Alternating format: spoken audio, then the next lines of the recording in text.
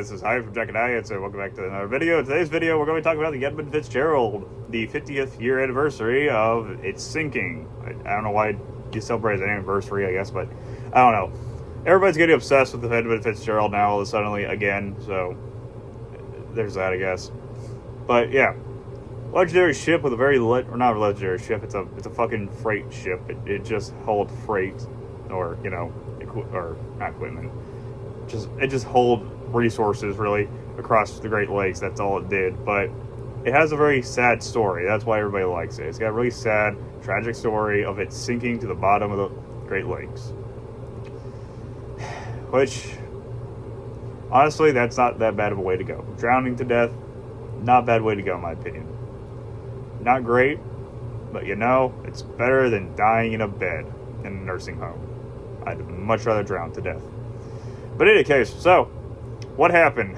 Well, about 50 years ago, and today, November 10th, 1975, the Edmund Fitzgerald went on its last voyage before it was supposed to retire. Or maybe not that. Maybe the ship wasn't supposed to retire, but the captain of the ship was supposed to retire after this last haul of freight.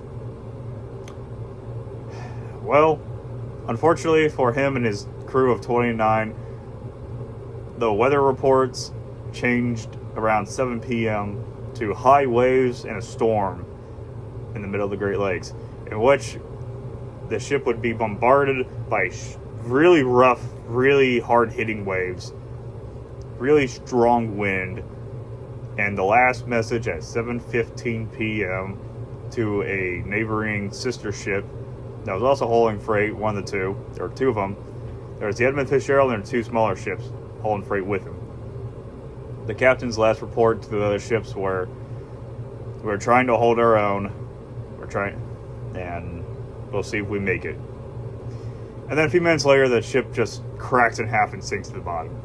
So, inconvenient timing, but oh well. Not much you can do in that situation, really, can you? You can try to survive, but good luck. If you don't, you don't. If you do, then congrats. You get to tell the story. But, nobody on that ship survived. Everybody died. The whole entire crew of 29 died. So, as I guess is now the new custom, I guess, everybody who is an alcoholic and knows about the story and is obsessed with the story is now going to be drinking tonight 29 shots or 29 beers per crewman. Or, well, one per, okay. That's excessive. It's one shot or drink per crewman, but if you're an alcoholic and crazy, then I guess 29 each one. Fuck, if you could do that, I'll buy you a fucking beer if you can do that. Holy fuck, that's a lot. 29 fucking shots for each and every single fucking sailor. That's 29 shots per fucking guy. Fucking 29 by 29, and whatever the fuck that equals to, that's a lot of alcohol, dude. That's a lot of alcohol. You better be drinking some non-alcoholic shit if you want to survive. Holy fuck. That's a long night, dude. God damn it. Holy shit. But hey, that's alright. I finished a giant-ass fucking handle of Jaeger in like 4 months. And I only started really excessively drinking the last 2 months, so I'm not an alcoholic. No, definitely not. I just like to drink and smoke every once in a while. It's just something I do. When I say smoke, I don't mean drugs, or I guess technically it is a drug. Smoking is drug. It's drug related, but I don't do weed or anything. To me, that shit's just retarded. I don't like it. Medical purposes, maybe I'd consider it, but not really. Nah. I'm talking about cigarettes and cigars, mainly cigars. I love smoking cigars. They're awesome. But in any case, yeah. So Edmund Fitzgerald, that's what happened to it. Right on as the last voyage too, from I believe a Canadian port to a port in Detroit. I think that was from Wisconsin to the port in Michigan. One of the two. I don't remember, but either way, it's not good. Yeah, I believe the port, or I believe some church that's nearby the port, that it was supposed to go to, though, it actually wasn't really too far off. It was like a few miles off the port before it sank, which really sucks, by the way.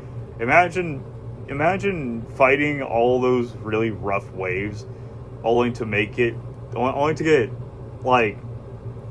drown at the last few couple of miles before making it to port.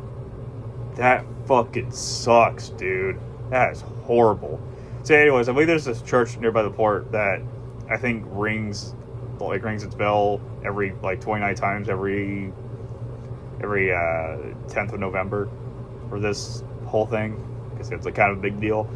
Kind of sucks. Big story. It's really bad, especially after the news channels kind of lied about the weather changing, or lied. They did. The weather changes all the time. You'll never have a 100% accurate account of the weather. So in any case, yeah, so the weather was supposed to, that storm that hit the Fitzgerald, it was supposed to hit around 5 a.m. and it ended up hitting around 6:40 to 7 p.m. somewhere within that time frame. And like I said, it was too much for the ship to handle, and it snapped in half and sank. It's quite sad, actually, but oh well. Not the worst tragedy that happened in the world, but it's not the best either. Shit, and you know, man, shit just happens sometimes. That's why a lot of guys like myself, we tend to say, it is what it is, because by this point we're so sick. Or not that we're sick, we're just so used to seeing stupid shit to the point where it's just, man, it just is what it is. Fuck it. I don't care anymore. Like, oh, well, I just got shot in the leg. Oh, well, it is what it is, right? If I die, I die. I live, I live. Fuck it. This world sucks anyways. And that's just the way of things, Things just happen, and sometimes you just have to accept the fact that they happened. Or they're happening. Doesn't mean you can't put up a fight. I'm not saying to try to resist, to not try to resist it. I'm just saying, yeah, fight for yourself, but at the same time, accept the fact that this is the reality of things that are going on around you right now, and you have to learn how to fight back, and if you don't, you're just gonna fall. And you know what? We're all human. We're not God. We're not bigger than anything like God. And I'm not a religious person myself, but nobody's got to be bigger than a non-existent supernatural being. Nobody's bigger than them. Things are going to happen. People are going to die. It's just the way the world works. And fuck it, you know what? People die, man.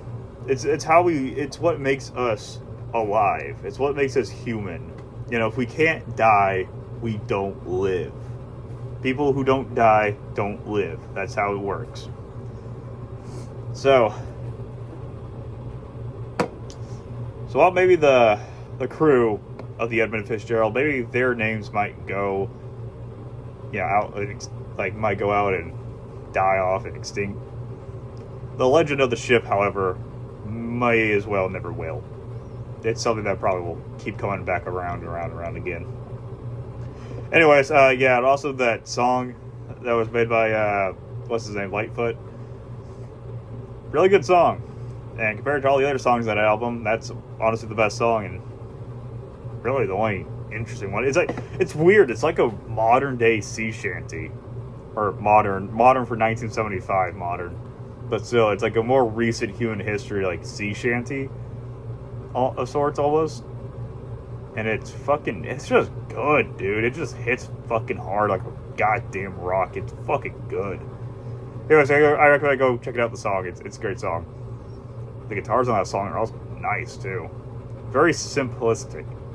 And I like very simple music, so. Anyways, you have a great day, and I guess drink one out for every fucking crew member. If you care. Otherwise, just why are you here? Have a great day.